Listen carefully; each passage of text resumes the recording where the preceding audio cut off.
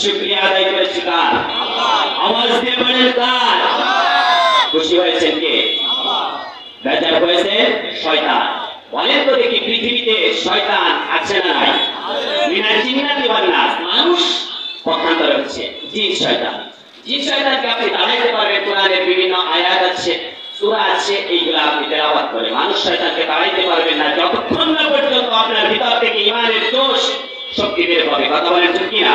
ভাইরা আমার, আজকে আপনাদের নির্ধারিত জানে সমস্ত আলোচকগুলি আছে, তারা আলোচনা করবে। আমি শুধু আপনাদের সাথে কোরআনের এই মঞ্চটাকে একটু সাজিয়ে গুছিয়ে যে বক্তা ভাইরা আছে তাদেরকে মঞ্চ তৈরি করে দেওয়ার পরে তাদেরকে আমরা কথা বলার উপযোগী করে দেওয়ার মতন আমরা সেইভাবে শেষ করে কিছু কথা আমি বলে শেষ করে দেব। প্রিয় ভাইরা আমার, কোরআন কারীম থেকে আমি তেলাওয়াত করেছি 18 নম্বর সূরা, 15 নম্বর পারা, সূরাতুল কাহফের 10 নম্বর আয়াতে কারিমা। এই একটা আয়াত দিয়ে যদি কথা বলা হয় কমপক্ষে কয়েক ঘন্টার পর ঘন্টা এখানে কথা আছে। কথা বলেন ঠিক কি না? কোরআন হচ্ছে মহাসমুদ্র, কোরআন মহাসমুদ্র। সুবহানাল্লাহ বলেন। প্রিয় উপস্থিতি, আল্লাহ সুবহানাহু ওয়া তাআলা তিনি আমাদের কাছে এই যে পরিবেশটা তৈরি করে দিয়েছে, আমরা খুশি না বেজার? আর একটু বলেন খুশি না বেজার? ভাইরা আমার, আল্লাহ সুবহানাহু ওয়া তাআলা সূরা কাহফের 18 নম্বর সূরা 10 নম্বর আয়াতে কারিমায় রব্বুল আলামিন যে ঘটনাগুলি বর্ণনা করছে, সেই ঘটনাগুলো হচ্ছে আজ থেকে 6000 বছর পূর্বে। কত বছর? 6000 বছর পূর্বে বর্তমান জর্ডান, এই জর্ডানের রাজধানী আম্মান শহর থেকে 60 কিলোমিটার দক্ষিণ পূর্বে মানজানুস নামক পাহাড়ে এক গুহায় এক হৃদয়বিদারক ঐতিহাসিক নিষ্ঠুর এক ঘটনার অবতারণা হয়ে গিয়েছিল, যাহার বর্ণনা সূরাতুল কাহফের ভিতরে আসছে। সেই বর্ণনাটা আল্লাহ রাব্বুল আলামিন পৃথিবীর মানুষকে শুনিয়েছেন। সুবহানাল্লাহ বলুন। রাষ্ট্রের নাম জর্ডান। কি বললাম? রাষ্ট্রের নাম জর্ডান, বাদশার নাম দাকিয়ানুস, রাজার নাম দাকিয়ানুস। বাদশার বৈশিষ্ট্য ছিল, বাদশার ছিল হচ্ছে স্বৈরাচার। কি বললাম? কথা বলেন, কি বললাম? স্বৈরাচার। স্বৈরাচারের প্রধানতম বৈশিষ্ট্য হচ্ছে চারটা। কয়টা? আরো বলেন কয়টা? এক নম্বরে হচ্ছে স্বৈরাচার হয় জালিম। স্বৈরাচার কি হয়? জালিম হয়। আমি কিন্তু 6000 বছর পূর্বের যে ইতিহাস কোরআন কারীম থেকে সেই ইতিহাস তুলে ধরছি। এরপরে হচ্ছে স্বৈরাচারের দ্বিতীয় নম্বরের বৈশিষ্ট্য, স্বৈরাচার হয় মূর্তি পূজা। কি বললাম? 3 নম্বরে স্বৈরাচারের বৈশিষ্ট্য, স্বৈরাচার হয় নিষ্ঠুর। 4 নম্বরে স্বৈরাচারের বৈশিষ্ট্য, স্বৈরাচার হয় হচ্ছে অহংকারী। রাষ্ট্রের নাম জর্ডান। রাষ্ট্রের নাম, আমার সাথে কথা বলেন, রাষ্ট্রের নাম জর্ডান, বাদশার নাম দাকিয়ানুস। বাদশা ছিল স্বৈরাচার। আল্লাহ সুবহানাহু ওয়া তাআলা সেই কথাগুলি রব্বুল আলামিন বলছেন কত বড় জালিম হয়ে পড়ে 6000 বছর পূর্বের সেই ঘটনা আল্লাহ পাক তিনি কোরআন কারীমের ভিতরে তুলে ধরেছেন। ওই সময়ের ভিতরে জর্ডান নামক রাষ্ট্রের ভিতরে স্বৈরাচার বাদশা ছিলেন দাকিয়ানুস। দাকিয়ানুসের ওই বাদশা তিনি ঘোষণা করে দিলেন, তার এই বাদশা তিনি ঘোষণা করলেন রাষ্ট্রের ভিতরে যারাই আছে সমস্ত মানুষগুলি, সব মানুষগুলিকে মানতে হবে তার ওই কথাগুলি। তার মানে মূর্তি পূজা ছাড়া কোনো কিছু চলবে না। মূর্তি পূজা ছাড়া চলবে না। এখন এই মূর্তি পূজা ছাড়া চলবে না, রাষ্ট্রের ভিতরে মূর্তি পূজা করতেই হবে। বাদশা মন্ত্রী ঘোষণা করে দিলেন। 7 জন যুবক তারা বলল যে না, আমরা এটা মানি না। বুকের ভিতরে তা জায়মান নিয়া যখন দাঁড়িয়ে গেলেন, বাদশা এত বড় জুলুম, কত বড় জুলুম তারা করলেন। জুলুমের কত বড় জুলুম তারা করেছিলেন। কারণ ওই সময় আপনি যদি হিসাব করেন কি জালিম হতে পারে, ফিরআউন তিনি মুসা আলাইহিস সালামকে তিনি জন্মগ্রহণ করতে দিবেন না। কথা বলেন ঠিক কি না? ফিরআউন তিনি মুসাকে জন্মগ্রহণ করতে দিবেন এই কারণে একটা দুইটা নয়, কমপক্ষে 80 থেকে 84,000 শিশু সন্তানকে তিনি জবাই করে বিদায় করে দিয়েছেন। আউযুবিল্লাহ বলেন। কুরবানির পশুর মতো জালিম কত বড় জালিম হতে পারে স্বৈরাচার। দেশের মানুষের, রাষ্ট্রের, দেশের মানুষের ট্যাক্সের টাকায় গুলি আর বন্দুক কিনে তিনি হেলিকপ্টার কিনে আকাশে উড়িয়ে দিয়ে রাতের বেলায় তিনি নির্মম 85 নির্যাতন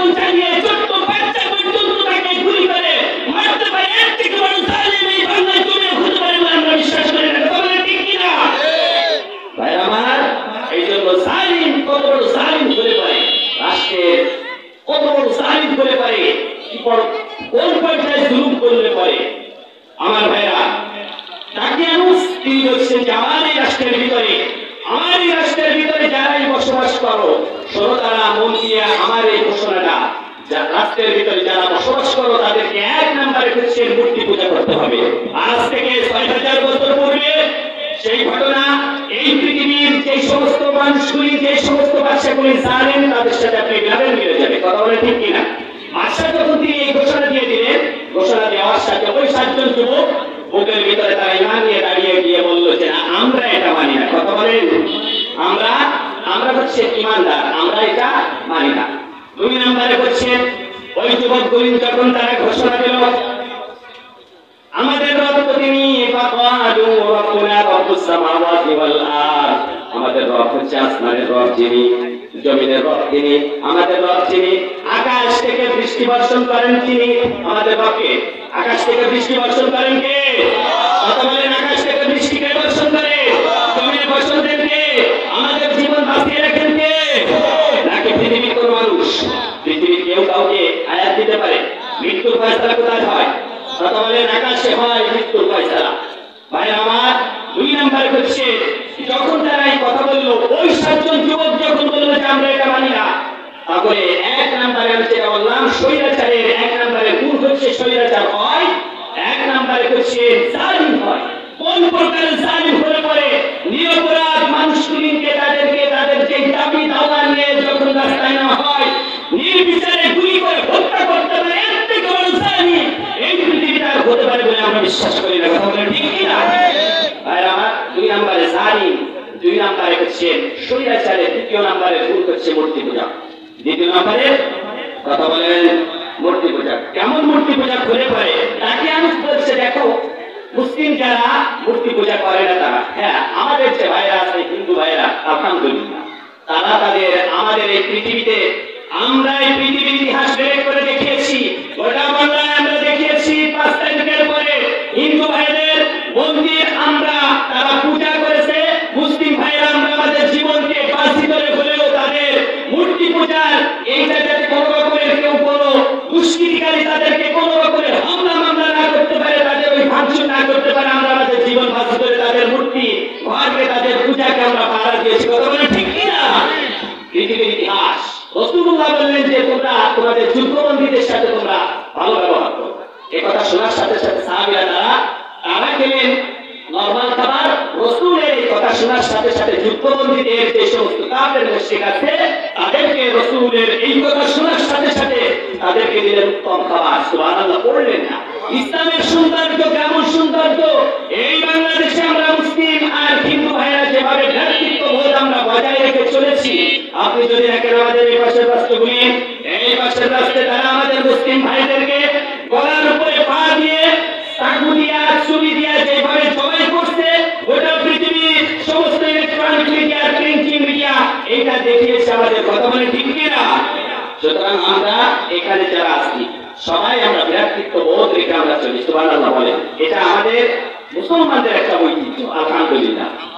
তাহলে ২ নম্বরের জালিম যারা হয়, এই জালিমের ২ নম্বরের বৈশিষ্ট্য হচ্ছে, ২ নম্বরের বৈশিষ্ট্য হলো জালিম এই ব্যক্তিগুলি হয় মূর্তি পূজা। কি হয়? স্বৈরাচার কত বড় স্বৈরাচার করে পরে আপনি দেখেন গোটা বাংলায় আপনি দেখতে পাবেন বড় বড় মূর্তি, টাকার ভিতরে মূর্তি, পয়সার ভিতরে মূর্তি, এভরি সিঙ্গেল অফিস আদালত আপনি পাবেন না যেখানে মূর্তি ছিল না। ছিল কিনা? কথা বলেন। আপনারা মনে হচ্ছে আমার কথা বুঝতেছেন না, ছিল কিনা? ছিল কিনা? আল্লাহ সুবহানাহু ওয়া তাআলা যখন, আমরা তো মূর্তি পাঠি না, যে তার সাথে একমত সে তার উম্মত। আমরা তো আমাদের জাতির পিতা ইব্রাহিমের সন্তান, জাতির পিতা ইব্রাহিমের সন্তান কখনো কোনোদিনও তারা মূর্তিকে সাপোর্ট করতে পারে না। কথা বলে ঠিক কিনা? ভাই আমার, এই জন্য আমাদেরকে আমরা হচ্ছি যে তার সাথে একমত সে তার উম্মত। আমরা তো তাওহীদপন্থী, আমরা তাওহীদ পার্টি, আমরা তাওহীদ পার্টি, আমরা মূর্তি পার্টি না। মূর্তি যারা যাদের সংস্কৃতি, সেটা হচ্ছে আমাদের যে ভাইরা আছে মুসলিম তাদের। কথা বলে ঠিক কিনা? এই জন্য যখন এই অবস্থা হয়েছে আমরা তো দেখতে পেয়েছি স্বৈরাচার ৩০ টাকার চিনি মানুষ যখন ১৩০ টাকা দিয়ে কিনে খায়, ৩০ টাকার কাঁচামরিচ মানুষ যখন ১২০০ টাকা দিয়ে কিনে খায়, মাত্র ৩০ টাকা থেকে ৪০ টাকার পেঁয়াজ মানুষ যখন ৪০০ টাকা দিয়ে কিনে খায়, ঠিক স্বৈরাচার ওই সময়ে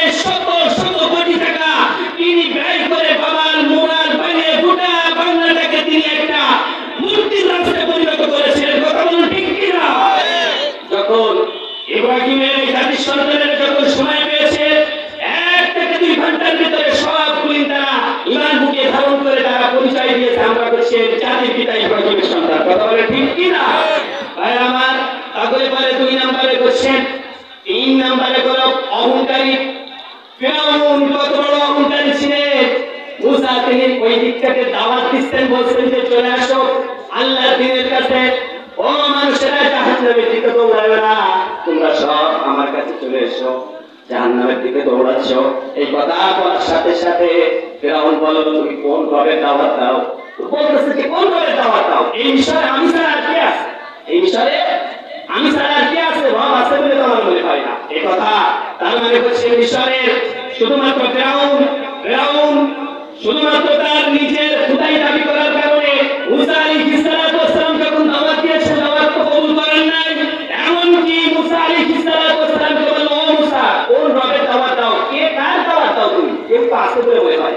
কথা বলে অহংকার করেছিল যে না আমার এই যে রাষ্ট্র ক্ষমতা, এই রাষ্ট্র ক্ষমতা এটা পশ্চিমকালেও আমার এটা ডুবে যাওয়া বা আমার এই রাষ্ট্র ক্ষমতা শেষ হওয়ার নাই। কথা বলেন আছে না নাই? মুসা আলাইহিস সালাম তিনি যখন দাওয়াত দিয়েছিলেন তিনি বলেছিলেন ফিরআউন আকালা ফিরআউন দারুন ইয়াকুল মুসা ওয়া ইয়াদউ রাব্বা।